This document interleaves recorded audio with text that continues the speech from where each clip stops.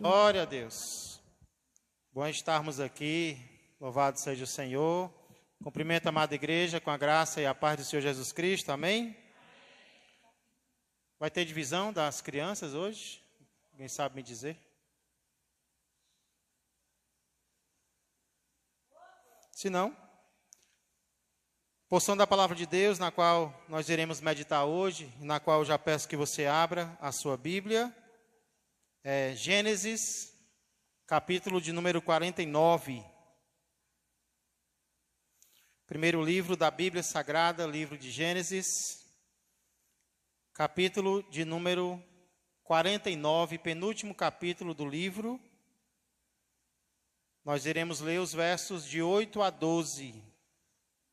Se você quiser e puder ficar de pé para a leitura desses versículos.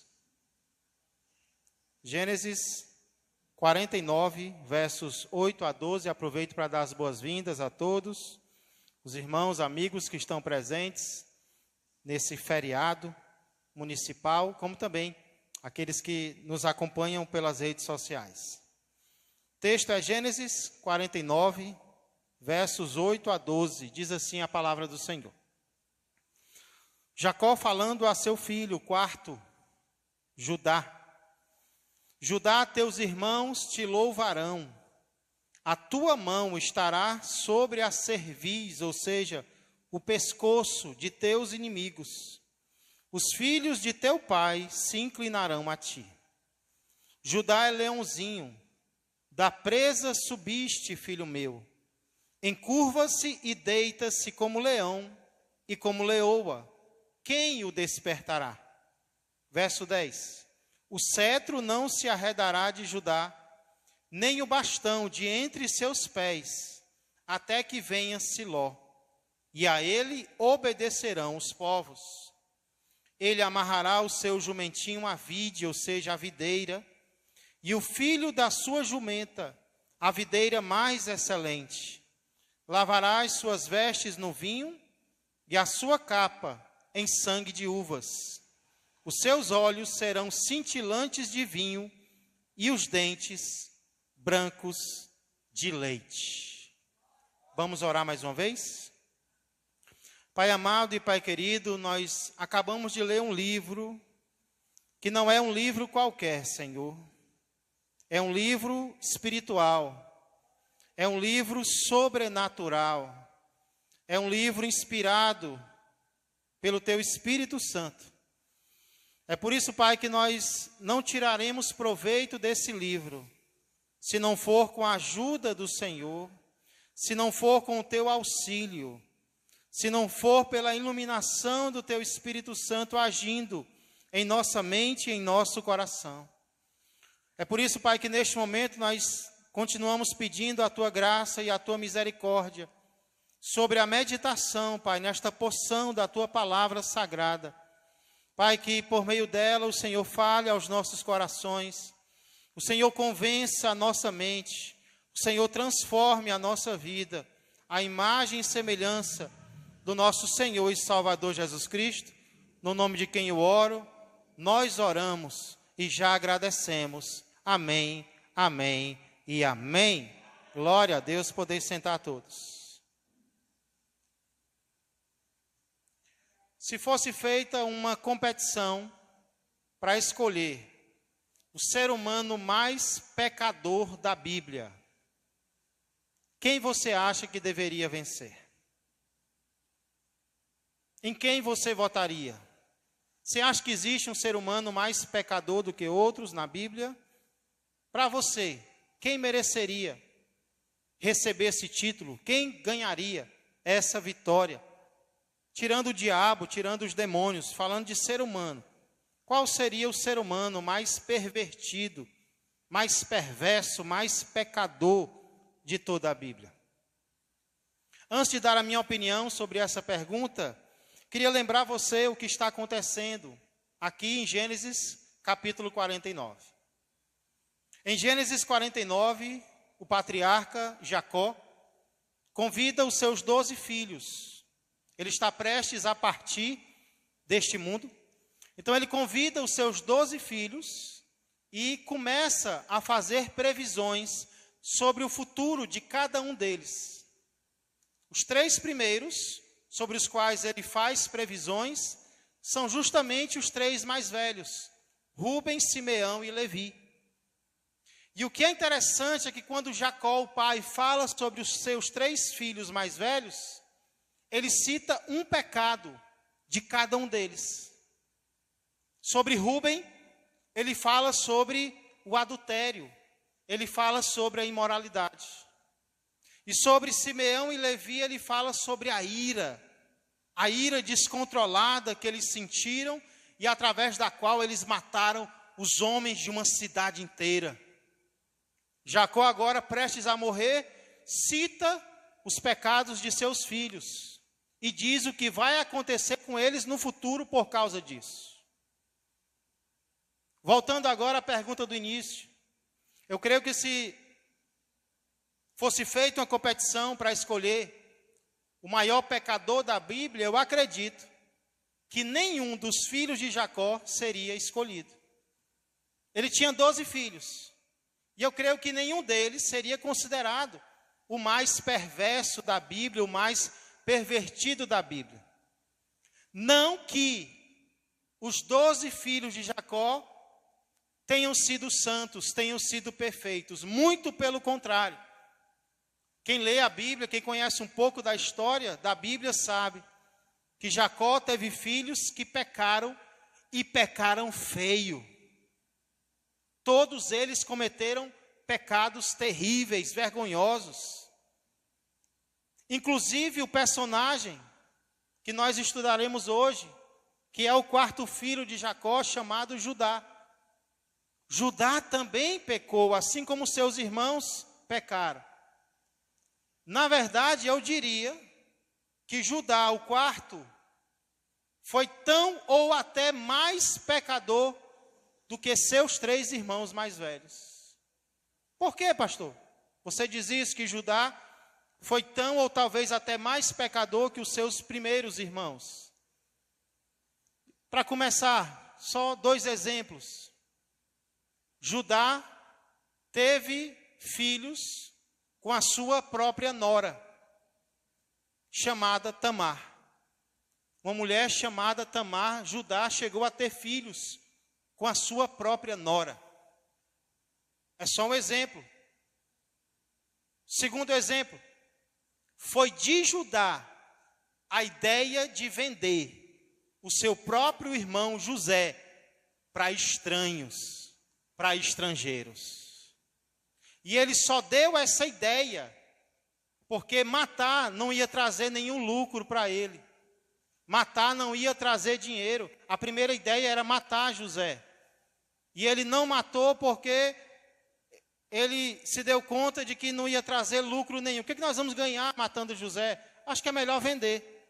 Vendendo a gente ganha alguma coisa. Então foi da ideia de Judá, foi da cabeça de Judá a ideia de vender José para os midianitas que o venderam para o Egito. Então, apesar de não ser considerado por muitos como o ser humano mais pecador da Bíblia, eu votaria em Judá como o mais pecador de seus irmãos, de sua família. Então, raciocina comigo. Se os 3 irmãos mais velhos de Judá tiveram seus pecados citados por seu pai, muito mais agora, ele deveria ter os seus pecados citados também por seu pai. Sim ou não? Pela lógica, sim. Pela lógica, Jacó deveria dizer agora, Judá fez isso, por causa disso, vai sofrer isso. Mas será que é isso que acontece? Será que é isso que Jacó faz em relação ao seu filho, ao seu 4º filho? É o que nós vamos descobrir nesse momento, meditando sobre algumas previsões que Jacó faz agora sobre Judá. Aqui eu creio que Jacó vai fazer previsões acerca de 2 características do seu 4º filho. Em primeiro lugar, Jacó prevê o futuro poder que Judá vai ter. Jacó prevê o futuro poder que o seu quarto filho terá daqui para frente. A gente vê isso, irmãos, especialmente nos versos 8, 9 e 10. Para começar, no verso 8, Jacó começa logo surpreendendo a todos, quando ele diz: Judá, os teus irmãos te louvarão. Acho que ninguém esperava isso. Ninguém esperava que Jacó dissesse isso, mas ele começa logo dizendo: Judá, os teus irmãos te louvarão. Essa palavra louvor na Bíblia, às vezes ela é usada quando se trata de elogiar outro ser humano, não no sentido de adoração, sempre. Algumas vezes é uma palavra usada para elogios que nós podemos fazer a outro ser humano. Por exemplo, lá em Provérbios diz que enganosa é a graça e vã a formosura, mas a mulher que teme ao Senhor, essa será louvada. Louvada como adorada? Não, elogiada. Ela terá uma boa fama. Louvor, às vezes, na Bíblia tem a ideia de elogio, que nós devemos fazer uns aos outros. Elogios verdadeiros, elogios sinceros. Porém, na maioria das vezes, louvar realmente tem a ideia de adorar. E adorar apenas a uma pessoa, somente a Deus. E o que é interessante é que quando Judá nasceu, ele era filho de Lia, uma concubina de Jacó. Quando Judá nasce, a sua mãe fica tão feliz, mas tão feliz, que ela louva a Deus. E porque ela louva a Deus, ela coloca esse nome no filho. Judá significa exatamente isso. Judá significa louvor ou louvar. Então é quase que um jogo de palavras quando Jacó diz: Judá, os teus irmãos te louvarão. O teu nome significa louvor, e é isso que vão fazer. Os teus irmãos vão fazer em relação a você. Eles vão te louvar, eles vão te elogiar, eles vão te honrar. Depois Jacó diz: você vai pegar os inimigos pela cerviz, você vai pegar os inimigos pelo pescoço, que era um sinal de vitória, uma vitória sem sombra de dúvidas. E aí ele termina o verso 8 dizendo: os filhos de teu pai se inclinarão a ti. Olha, mais uma honra que Judá ia receber. Obrigado, Guilherme. Os filhos de teu pai se inclinarão a ti. Perceba que ele não diz os teus irmãos ou os filhos de tua mãe, porque por parte de mãe, Judá tinha alguns irmãos, mas ele diz os filhos de teu pai, ou seja, todos os teus irmãos, porque Jacó tinha filhos com 4 mulheres diferentes. Então, se ele tivesse dito os filhos de tua mãe te louvarão, seria apenas alguns. Mas como ele diz os filhos de teu pai, ele está dizendo todas as tribos de Israel louvarão a você, honrarão a você. Quando chega no verso 9, falando ainda do poder de Judá, ele compara Judá a um animal. Que animal é esse? Um animal muito forte, um animal muito poderoso, tido como o rei da floresta. Ele compara Judá a um leão. Começa dizendo que Judá é um leãozinho, mas aí ele vai comparando com um animal já adulto, um leão, uma leoa, que caçou a sua presa e depois descansa, e mesmo descansando, ninguém tem coragem de chegar perto dele.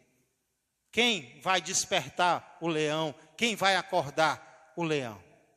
Na Bíblia, leão é símbolo de força e também de realeza. Ele é o rei dos animais, né? E aí, por falar em rei, no verso 10, Jacó profetiza, uma das profecias mais lindas de toda a Bíblia, que o cetro não se arredará de Judá. A tribo de Judá nunca deixará de ter um rei, é o que ele está dizendo aqui. Olha que elogios ele está fazendo para o seu quarto filho. O cetro não se arredará de Judá. E de fato, quando todas as outras tribos deixaram de ter rei, a tribo de Judá ainda tinha reinado, ainda possuía um rei da descendência de Davi. E Jacó diz que isso vai ser até quando? Até que venha Siló. Essa expressão até que venha Siló, ela não é tão fácil de traduzir. Os comentaristas, eles discutem muito, mas possivelmente o significado dela é até que venha aquele a quem o cetro pertence. Olha que coisa linda, irmãos. Nunca deixará de haver um rei em Judá, até que venha aquele que é o digno do cetro, aquele que é o digno de reinar. E Jacó diz, a ele obedecerão os povos obedecerão a esse que vai vir e que merece reinar. Muitas pessoas acreditam, inclusive eu, que aqui Jacó está fazendo uma profecia sobre o maior de todos os reis, aquele que vai vir justamente da tribo de Judá, o nosso Senhor e Salvador Jesus Cristo. Ou seja, apesar, irmãos, de nós percebermos que essas profecias, elas tiveram algum cumprimento na tribo de Judá, nos seres humanos que vieram depois de Judá, especialmente Davi, que é da tribo de Judá, algum cumprimento ocorreu através deles. Nós podemos crer que essas profecias, elas só vão se cumprir, ou elas só se cumprem de forma perfeita, no Rei dos Reis e Senhor dos Senhores, que é da tribo de Judá. Porque perceba, se Jacó disse, os teus irmãos te louvarão, quem da tribo de Judá foi realmente louvado, senão o Senhor Jesus Cristo? Se ele diz que ele derrotará os seus inimigos, quem pisará com seus pés em todos aqueles que se rebelam contra ele, senão Jesus Cristo? Se Jacó compara a tribo de Judá com o leão, Apocalipse vai dizer que Jesus é o leão da tribo de Judá. E se Jacó diz que o cetro não se apartará de Judá, a Bíblia vai dizer que Jesus reinará pelos séculos dos séculos, e o seu reinado jamais se acabará, jamais terá um fim. Então nós olhamos para essa primeira previsão de Jacó sobre Judá, que é sobre o poder de Judá, e a gente não encontra nenhum pecado dele. Você encontrou Jacó citando algum pecado do seu filho aqui? Não. Pelo contrário, ele fala sobre o poder que vai vir através dessa tribo, primeiro nos seus descendentes humanos, pecadores, mas finalmente de forma perfeita, naquele que vai vir da tribo de Judá, que é o nosso Senhor e Salvador, Jesus Cristo. Então, em primeiro lugar, nós vemos aqui uma previsão do pai acerca do poder futuro do seu filho. Porém, em segundo lugar, Jacó faz uma previsão futura também sobre a prosperidade de Judá. Primeiro, ele prevê o poder que Judá vai ter, e depois ele prevê a prosperidade, a riqueza que Judá terá. Versos 11 e 12, vamos ler mais uma vez? Gênesis 49, versos 11 e 12. Diz assim: ele amarrará, ou seja, Judá, os seus descendentes, amarrará o seu jumentinho à vide, ou seja, a videira, e o filho da sua jumenta, a videira mais excelente. Lavará as suas vestes no vinho, e a sua capa em sangue de uvas. Os seus olhos serão cintilantes de vinho, e os dentes brancos de leite. Todos esses versículos aqui, esses versos 11 e 12, eles trazem uma ideia de abundância. Porque quem é que pode ter uma vinha e amarrar um jumento junto a ela? O que é que um jumento vai fazer próximo a uma vinha? No mínimo um estrago grande, não é verdade? Quem tem uma vinha e se sustenta dessa vinha, não vai deixar ninguém chegar perto dela. Muito menos um animal e um animal de carga. Porque o animal vai devorar a vinha inteira. Só que essa pessoa da qual Jacó fala, ela tem tanta prosperidade, mas tanta prosperidade, que ele tem condições de amarrar o seu jumento junto à vinha, e o seu jumentinho junto à videira mais excelente.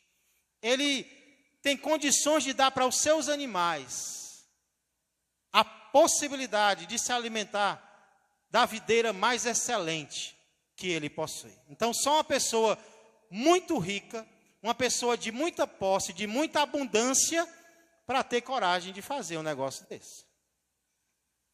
E aí Jacó não para por aí, ele diz que ele vai banhar o quê? As suas vestes. Não é em qualquer líquido. Ele vai banhar as suas vestes em vinho. E as suas roupas no sangue de uvas. É aqui no Brasil, às vezes a gente fala de, se eu fosse rico, eu tomava banho dentro de uma banheira de leite, né? Banho em leite. Porque para nós o leite representa pureza, riqueza, né? Todo o leite que a gente pode tomar, né? Mais aquele misturado com água para render mais. Mas se a gente fosse rico, não, era outra coisa. Tomaríamos banho em leite. Lá no Oriente, a riqueza é outra, é o vinho, né? É o suco de uva. Então, ele lava a roupa, tanto que ele lava a roupa no vinho. Lava as suas vestes, a sua capa, no fruto dessa videira. Por isso, os seus olhos são brilhantes como vinho, se alimenta bem. E os seus dentes são o quê? Amarelados? Não. Os seus dentes são brancos como leite. Tudo isso traz a ideia de quê? De alguém bem alimentado, né? De alguém próspero, de alguém rico. E, irmãos, de fato, quando a gente olha para a tribo de Judá, a gente vê que foi uma tribo próspera. Foi uma tribo que liderou, foi uma tribo que esteve à frente do país. E foi uma tribo que trouxe reis ricos. Davi foi um rei próspero, foi um rei rico. E ele foi ultrapassado pelo seu filho. Porque Salomão, que veio depois de Davi, conseguiu ser ainda mais próspero do que o próprio pai. Salomão foi muito rico, a Bíblia fala, inclusive, sobre a riqueza de Salomão. Só para você ter uma ideia, abra comigo lá, no livro de 1 Reis, capítulo de número 10, não é para ter inveja de Salomão, não, é para admirar a riqueza que ele teve quando ele se tornou rei de Israel. Né? O homem era tão sábio, porque ele soube pedir a coisa certa para Deus, né? Quando a gente pede a coisa certa para Deus, Deus se alegra e dá até o que a gente não pede. Quando a gente pede a coisa errada, Ele não dá. Mas quando a gente pede a coisa certa, Ele dá e ainda acrescenta mais. E aí foi o que aconteceu com Salomão. Ele se tornou muito sábio, porque se tornou muito sábio, ele também se tornou muito rico. 1 Reis, capítulo 10, a partir do verso 14. A gente vai ler até o 29. O peso do ouro que se trazia a Salomão, cada ano era de 666 talentos de ouro, além do que entrava dos vendedores e do tráfico dos negociantes, e de todos os reis da Arábia e dos governadores da terra. Fez o rei Salomão 200 paveses de ouro batido, 600 ciclos de ouro mandou pesar para cada pavês. Fez também 300 escudos de ouro batido, 3 arretes de ouro mandou pesar para cada escudo. Olha quantas vezes se repete a palavra ouro aqui, né? E o rei os pôs na casa do bosque do Líbano. Verso 18. Fez mais o rei um grande trono de marfim e o cobriu de ouro puríssimo. O trono tinha 6 degraus, o espaldar do trono ao alto era redondo. De ambos os lados tinha braços junto ao assento e 2 leões junto aos braços. Também 12 leões estavam ali sobre os 6 degraus, um em cada extremo destes. Nunca se fizera obra semelhante em nenhum dos reinos. Todas as taças de que se servia o rei Salomão para beber eram de alumínio, eram de ouro. E também de ouro puro todas as da casa do bosque do Líbano. Não havia neles prata, porque nos dias de Salomão não se dava a ela estimação nenhuma. Tinha tanto ouro, mas tanto ouro no reino de Salomão, que a prata não valia nada. Porque o rei tinha no mar uma frota de Tarsis com as naus de Irão. De 3 em 3 anos voltava a frota de Tarsis, trazendo ouro, prata, marfim, bugios e pavões. Assim o rei Salomão excedeu a todos os reis do mundo, tanto em riqueza como em sabedoria. Todo mundo procurava ir ter com ele para ouvir a sabedoria que Deus lhe pusera no coração. Cada um trazia o seu presente, objetos de prata e de ouro, roupas, armaduras, especiarias, cavalos e mulas. Assim, ano após ano. Também ajuntou Salomão carros e cavaleiros, tinha 1.400 carros e 12.000 cavalarianos, que distribuiu as cidades para os carros e junto ao rei em Jerusalém. Fez o rei que em Jerusalém houvesse prata como pedras, e cedros em abundância, como sicômoros que estão nas planícies. Os cavalos de Salomão vinham do Egito e da Cilícia, e comerciantes do rei os recebiam da Cilícia por certo preço. Importava-se do Egito um carro por 600 siclos de prata e um cavalo por 150. Nas mesmas condições, as caravanas os traziam e os exportavam para todos os reis dos heteus e para os reis da Síria. Irmãos, não havia em toda aquela época e em toda aquela região um rei tão sábio e um rei tão rico como o rei Salomão. Isso cumpria a profecia de Jacó, de abundância, de riqueza para a tribo de Judá. Riqueza essa, claro, que só vai ser superada pelo nosso Rei Jesus Cristo. Apocalipse descortina um pouco, mostra um pouco como vai ser rico o reinado de Jesus Cristo. Esse não vai ter igual, vai ser maior do que todos, com certeza. Voltando, porém, à questão de Judá. Aqui, eu peço que você lembre do que eu disse no início. Judá foi pecador. Judá cometeu erros como seus irmãos. Talvez até erros mais graves do que eles. Mas a pergunta que eu faço é: esses erros, eles são citados por seu pai aqui? Nós lemos os textos, nós relemos os textos, e nós não vemos os pecados de Judá sequer sendo citados aqui por seu pai. Jacó não fala sobre os pecados deles, de Judá. A impressão que dá, irmãos, é como se os erros de Judá tivessem sido apagados. Como se os erros de Judá tivessem sido desfeitos. Eu não sei se é essa a impressão que você tem, mas foi essa a impressão que eu tive.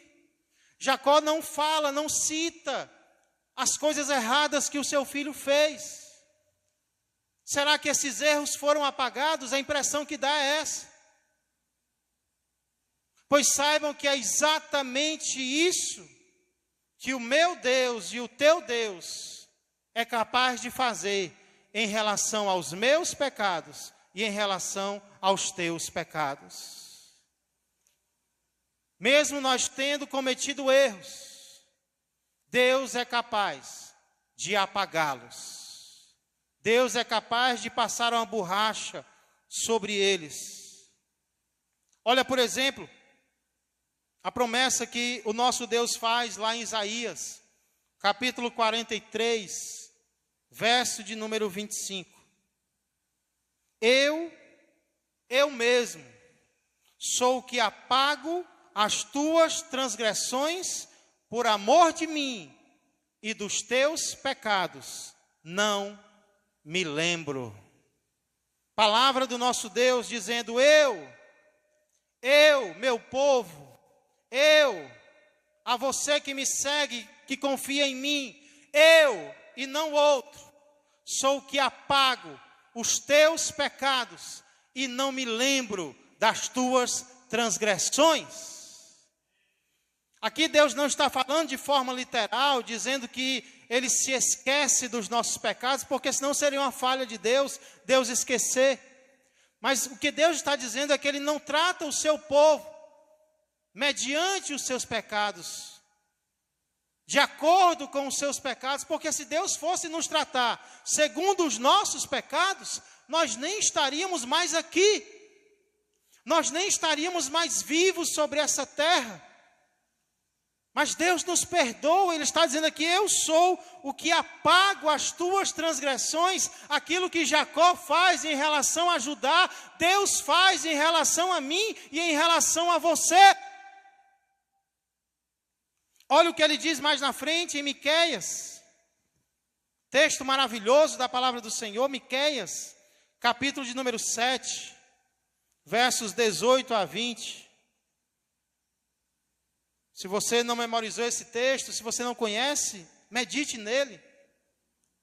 Olha o que diz Miqueias 7, 18 a 20. Quem, ó Deus, é semelhante a ti, que perdoas a iniquidade e te esqueces da transgressão do restante da tua herança.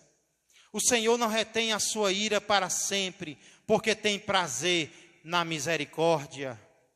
Tornará a ter compaixão de nós, pisará aos pés, o quê?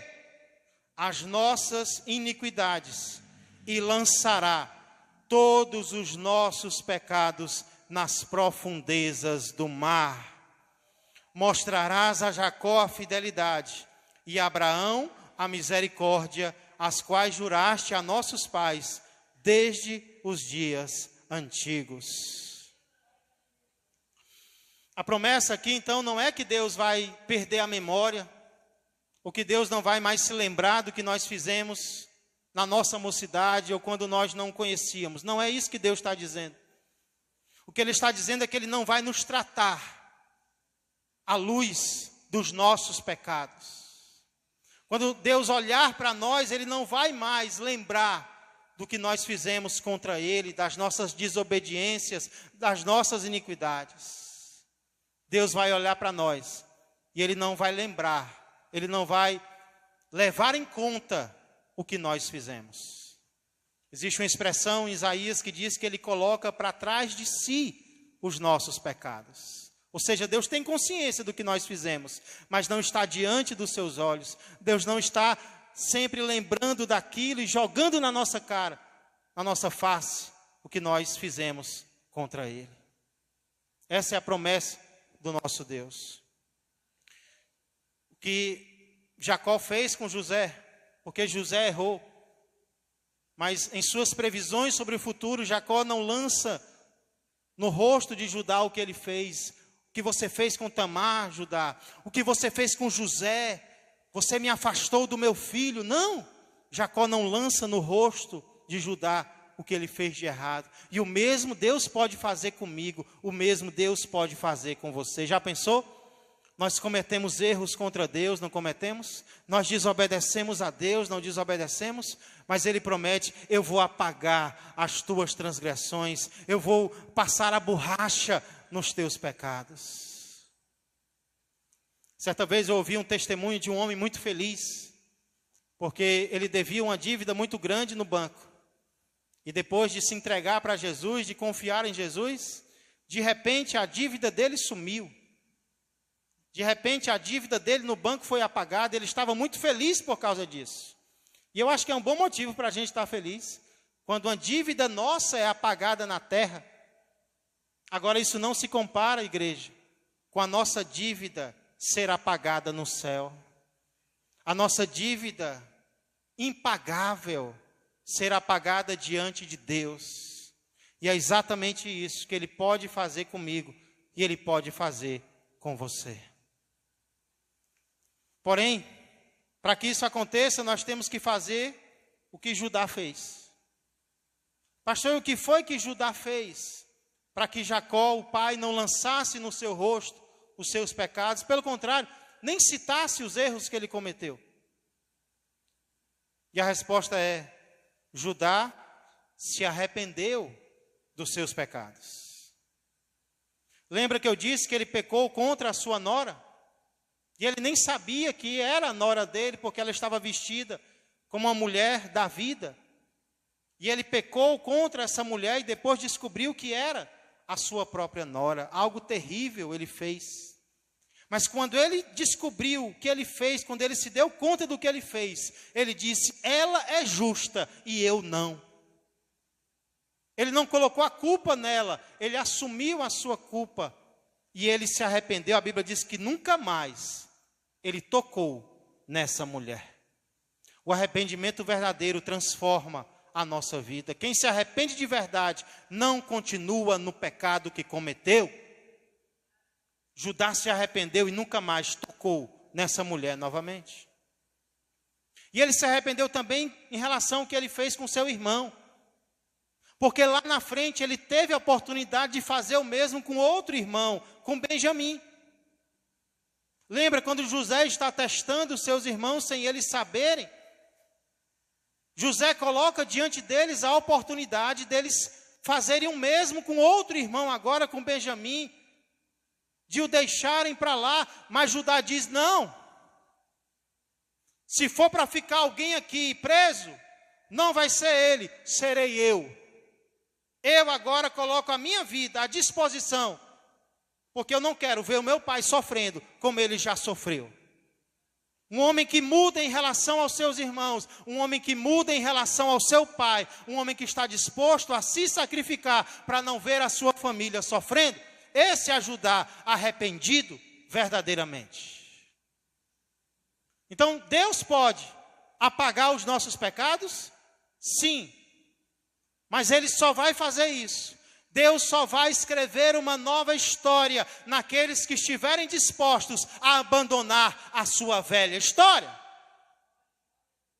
Deus não vai perdoar quem decide continuar no pecado. Deus está disposto a perdoar? Está. Se nós também estivermos dispostos a nos arrepender dos nossos pecados. Se nós nos arrependermos verdadeiramente, igreja, é isso que Ele fará com cada um de nós. Ele apagará as nossas transgressões e dos nossos pecados Ele não se lembrará mais. É isso que o Evangelho pode fazer na minha vida e na sua vida. Então, talvez você carrega uma culpa por um pecado que você cometeu e do qual você já se arrependeu. Eu queria dizer que você não precisa mais fazer isso, porque nem Deus coloca mais esse pecado diante de nós. Então, se você cometeu, mas se arrependeu, saiba que Deus já perdoou e Deus não leva em conta mais essa prática, não leva em conta mais essa transgressão. Pastor, mas foi muito grave. Não importa a gravidade do pecado, diante do sangue de Jesus Cristo, que é maior do que qualquer pecado, para nos lavar, para nos perdoar. Mas se você carrega uma culpa, porque você sente que ainda não se arrependeu, ainda não pediu perdão a Deus, aproveite para fazer isso agora. Porque é exatamente essa bênção, essa mente limpa, essa mente tranquila, que Deus quer trazer à minha vida e que Deus quer trazer à tua vida também. Deus é aquele que perdoa todas as nossas iniquidades e dos nossos pecados não se lembra mais. Não sai daqui sem essa bênção, não sai daqui sem clamar pelo sangue de Jesus para limpar você de todos os seus pecados. Porém, antes de terminar, eu queria trazer algo prático aqui para as nossas vidas. Eu queria lembrar que essa mesma capacidade Deus pode e quer nos dar em relação aos nossos semelhantes também. Porque é muito bom, igreja, nós chegarmos aqui e nós entendermos que Deus apaga os nossos pecados da mente dele. Mas muitas vezes nós não queremos fazer isso em relação aos nossos semelhantes. Nós queremos continuar lembrando dos erros que as pessoas cometeram contra nós. Nós queremos continuar falando, nós queremos continuar sentindo, nós queremos continuar sofrendo. Não importa quanto tempo foi cometido, a gente continua rebobinando a fita e lembrando do que fizeram contra nós. Quando não é isso que Deus quer que eu e você façamos. Porque o Evangelho Ele não apenas nos dá a capacidade de sermos perdoados, Ele também nos dá a capacidade de perdoar. Só que às vezes nós só queremos lembrar da nossa parte diante de Deus, do que nós somos beneficiados, e não no que agora nós devemos fazer, sendo que Deus nos perdoou. Conta-se a história de dois grandes amigos que decidiram viajar para outro país, pelo deserto. Eles tinham uma certa condição, então cada um trouxe um número de empregados. E eles decidiram viajar juntos para Pérsia, para outro país. No meio da viagem, eles foram atravessando um rio e um deles quase se afogou. Quando o outro viu, se arriscou, mergulhou e conseguiu salvar o seu amigo. Aquele que foi salvo pediu aos seus empregados que escrevessem em uma rocha, pegassem uma rocha e escrevessem na rocha: hoje o meu amigo fulano de tal me salvou. E eles continuaram a viagem. Passaram alguns dias na Pérsia e depois voltaram. E quando estavam no mesmo local na volta, os dois começaram a discussão e um puxou a espada e quase que matava o outro, de tanta raiva, de tanta ira. Mas aí ele se arrependeu, voltou atrás e não fez nada contra o seu amigo. Aí o outro, que poderia ter sido morto, mas não foi, chegou perto da areia e disse: hoje o meu amigo fez algo ruim contra mim. O outro viu aquilo e chegou para ele e perguntou: amigo, por que que quando eu te salvei, você mandou escrever numa pedra o que eu fiz? E quando eu fiz algo ruim para você, você escreveu na areia? E ele disse: porque exatamente assim é a amizade. Nós devemos escrever na areia o que fazem de ruim contra nós, mas devemos escrever na pedra o que fazem de bom. Só que às vezes a gente quer fazer o contrário. O que as pessoas fazem de bom contra nós, a gente escreve na areia, onde a água vem e apaga rápido. Mas o que fazem de ruim, a gente grava na pedra, para nunca ser esquecido, para a gente lembrar sempre. Um erro que cometeram contra nós, a gente grava na pedra do coração, para não ser esquecido jamais. Quantas vezes nós queremos fazer isso, igreja? Quantas vezes alguém comete um erro contra nós, e mesmo já tendo feito bem, já tendo nos ajudado, a gente esquece da ajuda. A gente esquece que orou por nós, a gente esquece que nos acudiu nos momentos difíceis, e a gente só lembra das coisas ruins. Não foi isso que Jacó fez com seu filho. E não é isso que Deus quer que nós façamos. Deus quer que nós esqueçamos, se possível for, dos pecados que foram cometidos contra nós. Hoje, inclusive, eu fiquei alegre e fiquei triste ao mesmo tempo. Estava tomando café com a minha esposa e ela me fez uma pergunta que me deixou triste. A pergunta que ela fez foi: Tiago, quais foram as ovelhas que te deram mais trabalho nesses anos de pastor? E eu fiquei triste. Fiquei triste porque eu fiquei tentando lembrar. E quando eu esqueço de alguma coisa, eu fico perturbado. Enquanto eu não lembrar da palavra, enquanto eu não lembrar da pessoa, eu não fico quieto, eu fico tentando lembrar. Mas quando ela insistiu, eu acabei citando 2 ou 3 nomes, só que um já está no céu, o outro está desviado. E aí eu disse: Suiane, eu não lembro. Eu não lembro. E aí ela disse: graças a Deus, né, Tiago? Aí de triste, eu fiquei alegre. Porque de fato, irmãos, é graças a Deus é graças a Deus que as nossas feridas são curadas. É só Ele que tem poder para nos ajudar.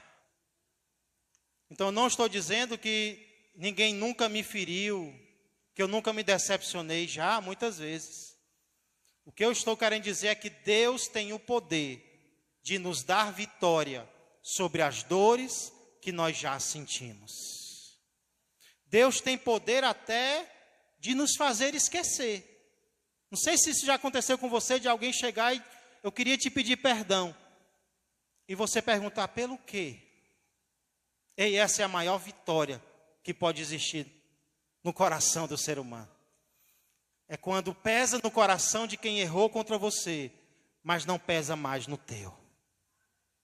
E é isso que Deus quer fazer com pastores nos dias de hoje.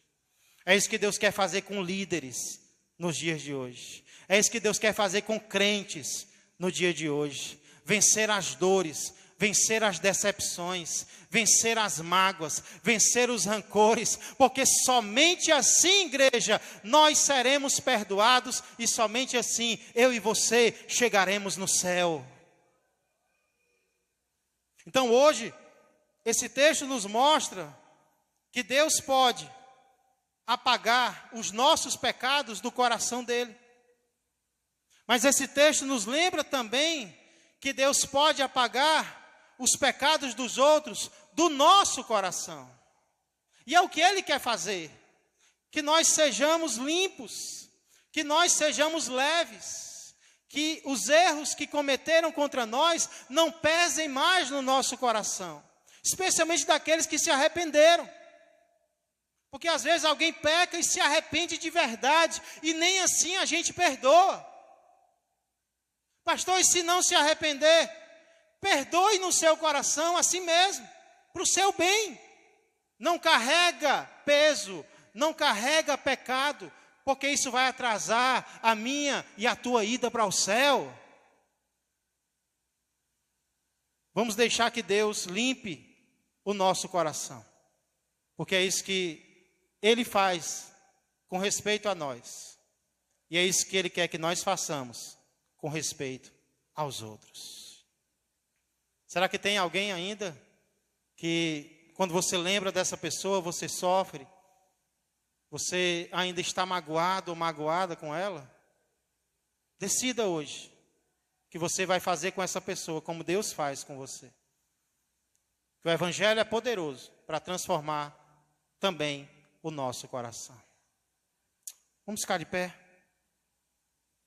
Vamos agradecer ao Senhor pelo poder que Ele nos dá. Assim como Jacó poderia ainda estar magoado com seu filho, pelo que o seu filho fez contra ele, mas não citou, não lançou no rosto. Deus faz com a gente e quer que a gente faça com os outros também. Talvez faz tempo que você não dorme direito, sofrendo pelo que fizeram contra ti. Ei, carrega o coração com o amor de Deus por você, com a forma como Ele te trata, e aí você vai ter condições de tratar os outros da mesma maneira, da mesma forma. Senhor Deus e amado Pai, eu quero agradecer, Pai, por esta passagem das Escrituras, que mostra um homem, Pai, que cometeu erros, mas que não teve os seus erros, Pai, jogados na face, não teve os seus erros lembrados por seu pai, porque ele se arrependeu deles, Pai, e Jacó os perdoou, assim como o Senhor também o perdoou. Pai, assim também o Senhor faz conosco. Quantas vezes, Pai, eu me admiro, eu me espanto com o tamanho do Teu amor por mim, Pai. Mesmo já tendo errado tanto, Pai, já tendo sido tão falho e todos os dias falhar contra o Senhor ainda me chama de filho. O Senhor ainda me confia ministério, Pai. É como se os meus pecados fossem apagados na Tua presença, porque é exatamente isso que o Senhor diz que faz. Muito obrigado, Senhor, por essa bênção. Muito obrigado, Senhor, por não precisarmos carregar uma culpa por algo do qual nós já nos arrependemos, porque já foi perdoado. O que Jesus disse para aquela mulher foi: vai, eu não te condeno. Tu não tem mais acusadores na terra, e muito menos eu. Porém, vai e não peques mais. Quem se arrepende recebe perdão. Mas, Pai, muito obrigado também, porque não é apenas este poder de sermos perdoados que o Senhor nos dá, mas também, Senhor, o poder de perdoarmos. E de muitas vezes, Pai, nem lembrarmos mais do que fizeram contra nós. Pai, esse não é um poder com o qual nós nascemos com ele. Isso não é da carne, isso não é do homem. Isso é o Evangelho que opera em nós, Pai. É o amor de Jesus Cristo transbordando em nosso coração. Então talvez há alguém aqui que ainda chora, Pai. Talvez há alguém aqui que ainda sente. Talvez há alguém aqui que ainda tem mágoa no coração por algo que foi feito contra ele ou contra ela. E agora eu peço, Pai, que a mesma bênção que o Senhor deu para Jacó, o Senhor dê para cada um de nós também. Que possamos perdoar de coração, Senhor. Quando vier o ato à nossa mente, quando vier o pecado de alguém contra nós à nossa mente, nós vamos tirar, nós vamos dizer: eu já perdoei. Que o Senhor abençoe esta pessoa, que o Senhor perdoe esta pessoa, porque eu já perdoei. Até chegar o momento, Pai, em que alguém vai citar e não vai pesar mais no nosso coração, Pai. É isso que eu peço que o Senhor faça, a partir de agora, na vida de cada um de nós. Que assim como o Senhor apaga os nossos pecados do livro da vida, que o Senhor também apague os pecados dos outros do nosso coração, Pai. Para o nosso próprio bem, para nós irmos para o céu, para nós sermos uma bênção na terra. Faz isso na minha vida, Pai. Eu preciso da Tua ajuda todos os dias, e cada um de nós também. Pai, se há alguém me ouvindo que ainda não recebeu a bênção do perdão, Pai, por isso não consegue perdoar, que nesta noite decida abrir o coração para que o leão da tribo de Judá opere o perdão na vida desta pessoa. Pois tudo isso eu peço e já agradeço, no nome de Jesus Cristo. Amém, amém e amém.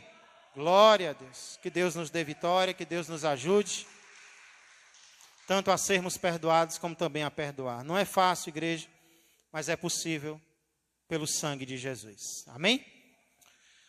Queria lembrar as mulheres que no próximo sábado haverá um bazar em prol do culto de mulheres que vai acontecer no mês de julho. A irmã Edna estava explicando. Creio que ela não pôde estar aqui hoje à noite. Mas o bazar vai acontecer durante o dia, de 10 da manhã até às 16 horas. Tem roupas masculinas e também femininas. E à noite acontecerá o culto de mulheres, né? Mulheres na mesa é o nome, Leidiane? Mulheres na mesa. Quem vai estar ministrando a palavra é justamente a irmã Leidiane. Eu creio que será uma bênção. Amém? Domingo pela manhã haverá escola bíblica dominical e à noite o nosso culto de louvor e adoração ao Senhor. Amém? Quero convidar o pastor Ozani para fazer uma oração antes de nós nos despedirmos. Os irmãos que não trouxeram, não puderam trazer o quilo do amor, o pastor Ozani trouxe hoje, né? Oportunidade de trazer. E se você pode, não trouxe ainda, traga. Nós temos ajudado algumas famílias através disso. Boa noite. Cumprimento a noiva do Cordeiro com a santa e gloriosa paz do Senhor Jesus. Amém? Vamos agradecer ao Pai. Santo Deus e Pai, em nome do Teu Filho amado Jesus Cristo, muito obrigado pela palavra que chegou até os nossos corações nesta noite, Senhor. E nos ensina, Senhor, a perdoar, Senhor. Porque o perdão é que nos leva para a glória eterna. Obrigado por este dia maravilhoso. Obrigado pela noite que eu sei que vai ser abençoada. Põe anjos em nossos travesseiros ao nosso redor, Pai, e nos protege, Senhor, em nome de Jesus. E vai ali, Senhor, naquela festa em Maracanaú, Senhor, e guarda, Pai. Mesmo assim, nós sabemos que estamos ainda no tempo da graça, mas precisamos nos aproximar mais de Deus, mais da sua presença, buscar mais, buscar-me-eis e me achareis, e quando me buscar de todo o vosso coração, diz o Senhor. Obrigado, Senhor, porque o irmão Ito já está em casa, Senhor. Eu louvo pela vida dele, meu Pai. Em nome de Jesus, nos abençoa, nos guarda, nos protege. Quem crê diz: paz! Glória a Deus. Deus abençoe. Glória a Deus. Ao final deste culto, eu desejo, do fundo do meu coração, que a graça do Senhor Jesus, que o amor do Pai e que a comunhão do Espírito Santo permaneçam e cresçam mais e mais na vida e na família de todos vós. Uma ótima noite a todos. Que Deus vos abençoe.